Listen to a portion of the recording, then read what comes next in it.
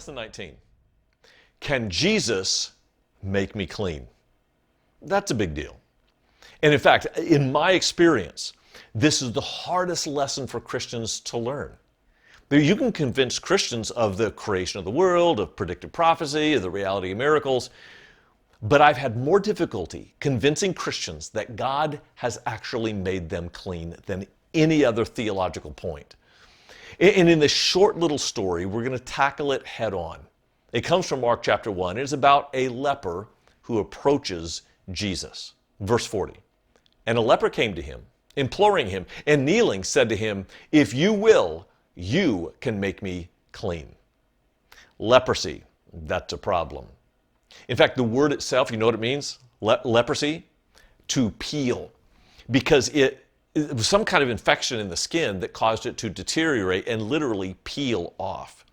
There's a pretty nasty description of it in Leviticus 13 and 14 if you're so inclined to read about bloody spots and white sores and bald foreheads and pus.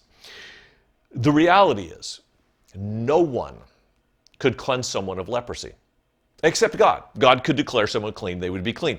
But in all the biblical literature or the ancient literature, there is not a single example of someone curing another of leprosy outside of God's divine intervention. So, why this guy thinks Jesus can, I have no idea, unless he somehow believes that Jesus is God. And he comes up to Jesus, which was another problem, because lepers were not supposed to approach people. The law was 6 feet. If the wind was blowing in your direction, it had to be much farther than that. And you're supposed to yell out, "Unclean, unclean," to warn people that you're coming. You see, leprosy was a highly contagious disease. Now, I know that we call Hansen's disease leprosy, and there are some similarities for sure. But Hansen's disease is a deterioration of your nerves, meaning you can't feel your extremities. So if you get a bite from a rodent or a cut, an abrasion, infection, you can't feel it and it can run wild. Leprosy, on the other hand, could pass from skin to skin, from skin to leather, from leather to plaster. It can get into the walls of your house. It can get into the clothes that you wear. And so lepers were pushed out of the community. One rabbi, in fact, boasted that he would pelt lepers with rocks to keep them at bay, because he believed, everyone believed back then, that uncleanness passed to the clean. And so it was actually an honorable thing to push people away if they were unclean, so that you would not be infected by them. But Jesus believed differently. He believed that cleanness was more contagious than uncleanness. And this moment right here changed all of Christianity forever, because we have an idea that God can make us clean and our presence can make others clean. Jesus reached out his hand, and you should have been there. It was like this slow motion moment where the disciples are going, "No!" And he touched him. And to their shock and awe, Jesus didn't get leprosy. The leper became clean.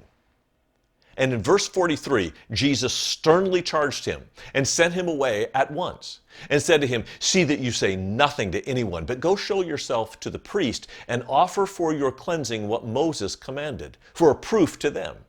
But he went out and began to talk freely about it and spread the news, so that Jesus could no longer openly enter a town, but was out in desolate places, and people were coming to him from every quarter.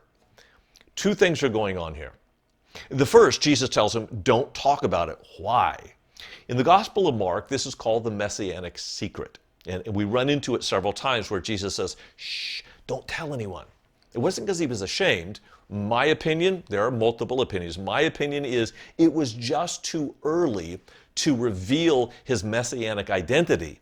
And you can see the problem. This guy blabbed to everybody, so crowds start coming, and Jesus is locked in, pigeonholed to being a healer and not a savior. That's why I think he told him not to talk to anybody. More importantly, Jesus told the leper, "Go show yourself to the priest." Why? Jesus healed him. Because the priest had authority over the community. And because of that, the priest was the right avenue to go down, the right steps to go through to be declared clean. And this is a big deal. Jesus isn't just offering cures. He's offering healing. What's the difference? A cure deals with your physical ailment. A healing deals with your social situation. And by going to the priest, he could then be engaged with his wife again, with his kids. He could go to synagogue. He could do business. He could be a part of the community again. What Jesus wants for you in your healing is not just a cure that makes you feel right. He wants to heal you so that your relationships can be right. And that's why it's so important that we as Christians follow Jesus' model, that his understanding that cleanness is more contagious than uncleanness. Because by our presence, we can model what true healing, what true community, what true relationship with God actually looks like. I dare you to believe it.